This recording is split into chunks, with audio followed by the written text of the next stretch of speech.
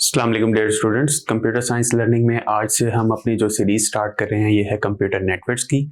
अब हम देखेंगे कि कंप्यूटर नेटवर्क्स हमारी लाइफ के अंदर कितने ज़रूरी हैं, इनका क्या रोल है, किस तरह से इन्होंने टेक्नोलॉजी को बहुत ज़्यादा बूस्ट दिया और हम किस किस तरह से एडवांस लेवल में नेटवर्क को लेकर जाके अब अपने जो काम हैं, डेली टास्क हैं, उनको परफॉर्म कर रहे हैं।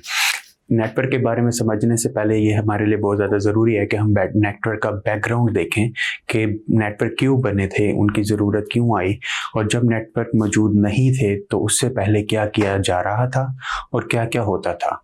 तो सबसे पहले जब कंप्यूटर का इंडस्ट्री के अंदर बहुत ज़्यादा इस्तेमाल होने लगा तो सबसे ज़्यादा जो एक इशू आने लगा वो इशू ये था कि एक कंप्यूटर का डाटा दूसरे कंप्यूटर में डाटा में कन्वर्ट करने के लिए बहुत ज़्यादा मुश्किल होती थी। उस मुश्किल का कोई हल नहीं था, तो लोग क्या करते थे, फ्लॉपी डिस्क या फिर किसी और मीडियम का इस्तेमाल करते हुए अपना कंप्यूटर का डाटा एक कंप्यूटर से दूसरे कंप्यूटर में ट्रांसफ़र किया करते थे, जिससे रिसोर्सेज भी ज़ाया होते थे और टाइम भी बहुत ज़्यादा ज़ाया होता था। तो उस वक्त सबसे ज़्यादा नीड थी कि हम कोई एक ऐसी चीज़ ईजाद करें जिससे एक कंप्यूटर का डाटा दूसरे कंप्यूटर के अंदर सेंड किया जा सके, लेकिन उस वक्त इस तरह की कोई भी चीज़ अवेलेबल नहीं थी और इसके ऊपर फिर काम करना स्टार्ट हुआ। लेटर ऑन 1960s में यूएस के अंदर एक जंग हुई और उस जंग के अंदर आर्मी ने सोचा कि हमारे पास अगर किसी बम ब्लास्ट की वजह से कोई कंप्यूटर का डाटा लॉस हो जाता है तो हमारे लिए बहुत ज़्यादा इशू बन सकता है। तो हमें कुछ ऐसी चीज़ बनानी चाहिए जिसके अंदर हम अगर हमारे जो बम ब्लास्ट से कोई डाटा या कंप्यूटर लॉस हो जाता है तो उसका डाटा असेस भी कर सकें और उसको रिकवर भी कर सकें। तो वहाँ से हमारे नेटवर्क्स की जर्नी स्टार्ट हुई और उसके ऊपर साइंटिस्ट ने काम करना स्टार्ट किया। इंग्लैंड के एक साइंटिस्ट ने अपने रिसर्च के लिए सबसे पहले इस मेथड को यूज़ किया। वो 3 लोग एक टॉपिक पे रिसर्च कर रहे थे, तो उसने सोचा कि क्यों ना एक चीज़ ऐसी बनाई जाए जिसमें हम तीनों लोग आपस का डाटा आपस में शेयर कर सकें और हमारा टाइम भी बचे और जो हमारी रिसर्च है वो भी इफ़ेक्टिव रहे। तो वहाँ से हमारे नेटवर्क्स की जो जर्नी है वो स्टार्ट हो गई और हम छोटे से नेटवर्क से हमने काम को बनाना शुरू किया और आज नेटवर्क ने हमारी दुनिया को एक ग्लोबल वर्ल्ड बना दिया है। तो हम स्टार्ट करते हैं, नेटवर्क्स के बारे में पढ़ेंगे कि नेटवर्क्स क्या होते हैं, किस तरह से बनते हैं, उनके अंदर क्या क्या चीज़ें लगाई जाती हैं, क्या क्या चीज़ें उनके अंदर क्या रोल परफॉर्म करती हैं और अब इस इकोसिस्टम के अंदर नेटवर्क किस किस तरह से फैले हुए हैं और उन्होंने हमारी लाइफ को किस तरह से ईजी बनाया हुआ है, वो सब हम इस अपनी सीरीज के अंदर चेक करेंगे। तो स्टार्ट करते हैं। सबसे पहले नेटवर्क होता क्या है? तो a network is a group of a computer and other devices connected together so they can share information and resources। तो नेटवर्क का मेन मकसद यही है कि हम कंप्यूटर की काफ़ी सारी डिवाइसेस या सिंपल काफ़ी सारे कंप्यूटर्स को आपस में इस तरह से कनेक्ट करें कि वो अपनी सारा डाटा एक दूसरे के साथ शेयर कर सकें या फिर रिसोर्सेज को भी शेयर कर सकें। अब यहाँ पे एक वर्ड यूज़ हुआ है रिसोर्सेज। रिसोर्सेज का मतलब क्या है? हमारे पास बहुत सारी ऐसी डिवाइसेस होती हैं जो कि हमारे लिए एज अ रिसोर्स काम कर रही होती हैं। उनके होने या ना होने से कंप्यूटर को कोई फ़र्क नहीं पड़ता। लेट्स सपोज जैसे कि एक प्रिंटर है, अगर हम प्रिंटर को कंप्यूटर से हटा देते हैं या अटैच करते हैं तो उसकी वर्किंग पे उसका कोई इफ़ेक्ट नहीं होता, लेकिन वो हमारे लिए एज अ रिसोर्स काम कर रहा होता है, हमें एक थर्ड ऑप्शन परफॉर्म करके दे रहा होता है। तो यहाँ पे जो हमारा नेटवर्क है वो हमें अलाउ करता है कि हम प्रिंटर्स या और भी किसी रिसोर्स को शेयर कर सकें। जैसे कि हम किसी बैंक के अंदर जाते हैं तो हम देखते हैं कि बैंक के अंदर 10 या 12 कंप्यूटर रखे हुए हैं, लेकिन हर कंप्यूटर के साथ प्रिंटर नहीं रखा हुआ होता। प्रिंटर पूरी बैंक ब्रांच के अंदर एक ही होता है और सब कंप्यूटर उसी एक प्रिंटर को यूज़ कर रहे होते हैं। तो वो बेसिकली वहाँ पे एक नेटवर्क बना हुआ है और वो नेटवर्क बेसिकली एक रिसोर्स शेयर कर रहा है और वो रिसोर्स क्या है? बेसिकली हमारा printer. These devices can be connected using a cable or wireless signal like a Wi-Fi।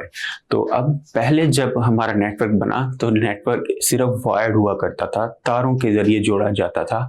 हम एक कंप्यूटर की तार दूसरे कंप्यूटर के अंदर लिंक कर देते थे और उसी तार के थ्रू डाटा शेयर किया जा रहा होता था। लेकिन बाद में जब एडवांसमेंट आई, टेक्नोलॉजी ने बूस्ट किया, तो हमने अपने नेटवर्क्स को भी वायरलेस कर लिया और अब हम वायर्ड नेटवर्क का इस्तेमाल करते हैं जिसके हम अंदर हम वेव्स के थ्रू, वाईफाई सिग्नल्स के थ्रू और डिफरेंट वायरलेस मीडियम के थ्रू अपने डाटा को एक जगह से दूसरी जगह पे ट्रांसफ़र करते हैं। All network allow devices talk to each other. तो मेन मकसद क्या है हमारा, टॉक टू ईच अदर। हमने नेटवर्क के ज़रिए ये एक फीचर लॉन्च किया कि जो डिवाइसेस हैं वो भी इंसानों की तरह एक दूसरे के साथ कम्युनिकेट करें, जो कि वो नहीं कर पाती थी। तो हमारी जो मेन मकसद था वो यही था कि डिवाइसेस आपस में कम्युनिकेट करें, डाटा को शेयर करें और हमारी लाइफ को ईजी बनाएं। अब कंप्यूटर का इस्तेमाल किन किन चीज़ों के लिए हो रहा है, यूजेस ऑफ कंप्यूटर। तो सबसे पहले कम्युनिकेशन। हम नेटवर्क का इस्तेमाल करते हैं कम्युनिकेशन के लिए, बातचीत के लिए। जैसे कि सेंडिंग ईमेल्स, हम ईमेल सेंड कर रहे हैं, ये भी नेटवर्क के थ्रू है। वीडियो कॉल कर रहे हैं, ये भी एक नेटवर्क की ही मदद से किया जा रहा है। और ऑनलाइन मैसेजिंग, जैसे हम व्हाट्सएप यूज़ करते हैं या अपना नेटवर्क के थ्रू सेलुलर मैसेजेस सेंड करते हैं, ये भी सिर्फ और सिर्फ इंटरनेट के थ्रू किया जा रहा है, जो कि एक ग्लोबल नेटवर्क है। फिर आती है फाइल शेयरिंग। फाइल शेयरिंग अपना डाटा की फाइल्स या फिर अपनी किसी भी ऑफिस से रिलेटेड फाइल्स, कुछ भी हम जो शेयर कर रहे हैं एक दूसरे के साथ, वो इंटरनेट की मदद से किया जा रहा है। और इंटरनेट एक ग्लोबल नेटवर्क है, सबसे बड़ा नेटवर्क है। इसी तरह से ही अगर कोई यूनिवर्सिटी का कैंपस है या फिर एक ऑफिस है जो कि एक बिल्डिंग के अंदर बना हुआ है, और उन कंप्यूटर्स के दरमियान में, उस बिल्डिंग के अंदर जितने कंप्यूटर्स हैं उनके दरमियान में भी अगर हमने फाइल शेयरिंग करवानी है तो उसके लिए भी हम नेटवर्क्स का ही इस्तेमाल करते हैं। देन हमारे पास आता है रिसोर्स शेयरिंग। हम रिसोर्सेज की शेयरिंग के लिए भी नेटवर्क का इस्तेमाल कर रहे हैं। जैसे कि प्रिंटर शेयरिंग के लिए, अगर हमारे पास एक प्रिंटर है और हमारे पास डिवाइसेस जो अवेलेबल हैं वो 10 हैं या 20 डिवाइसेस अवेलेबल हैं, तो उनके लिए हमें क्या करना होता है, हम एक ही प्रिंटर को सबके साथ अटैच करते हैं नेटवर्क के थ्रू। तो नेटवर्क हमारी मदद करता है कि हम उस रिसोर्स को बाकी सब कंप्यूटर के लिए अवेलेबल कर सकें। देन हमारे पास आता है शेयरिंग इंटरनेट कनेक्शन। हम इंटरनेट कनेक्शंस को भी क्या कर सकते हैं, शेयर कर सकते हैं। जैसे कि वाईफाई है, एग्जांपल है, हम एक कनेक्शन लेते हैं और वाईफाई के थ्रू डिफरेंट डिवाइसेस को कनेक्ट कर देते हैं कि वो इंटरनेट का इस्तेमाल कर सकें। इसी तरह से ही शेयरिंग स्टोरेज डिवाइसेस, हम स्टोरेज को भी सेंट्रलाइज करके डाटा को शेयर कर सकते हैं। जैसे कि हमारे नादरा का ऑफिस है, आपने ये चीज़ नोट की होगी कि जब हम मुल्तान के अंदर अपना कोई ID कार्ड रजिस्टर करवाते हैं और लाहौर में जाके अगर हम किसी नादरा ऑफिस से पूछें कि इस ID कार्ड के अगेंस्ट कौन सा डाटा अवेलेबल है, तो वो हमें हमारा सारा डाटा वहाँ पे शो कर देता है। वो इसी वजह से है क्योंकि वहाँ पे जो स्टोरेज है नादरा की, वो एक सेंट्रल स्टोरेज है और नेटवर्क की मदद से ही शेयर की जा रही होती है। देन हमारे पास आती है ऑनलाइन एक्सेस। नेटवर्क ने हमारे लिए अवेलेबल किया कि हम ऑनलाइन डिफरेंट चीज़ों को देख सकें। जैसे कि हमारे पास है ब्राउजिंग, हम ब्राउज कर सकते हैं, वेबसाइट्स को देख सकते हैं इंटरनेट के ऊपर यूजिंग क्लाउड सर्विस। हम क्लाउड सर्विसेज का इस्तेमाल कर सकते हैं। क्लाउड बेसिकली होते क्या हैं, ये ऑनलाइन सर्वर्स बड़े होते हैं हमारे पास, जिसके लिए हमें पूरा एक सर्वर खरीदना नहीं पड़ता। हमारे पास ऑनलाइन किसी का सर्वर अवेलेबल है, हम उस सर्वर के अंदर अपनी ज़रूरत के मुताबिक जितनी स्पेस या जितनी उसकी बैंडविड्थ चाहिए होती है वो हम उनसे ले लेते हैं। ये हमारे लिए अवेलेबल किसने करवाया फीचर, ये नेटवर्क की मदद से हुआ। एंड देन हमारे पास आता है असेसिंग ऑनलाइन डेटाबेस, और हम डेटाबेस को भी किसी भी नेटवर्क की ऑनलाइन चेक कर सकते हैं, ऑनलाइन उसके अंदर डाटा इंसर्ट कर सकते हैं, अपडेट कर सकते हैं, डिलीट कर सकते हैं, और ये भी नेटवर्क की मदद से ही हुआ। तो ये था आज का हमारा लेक्चर। Thank you.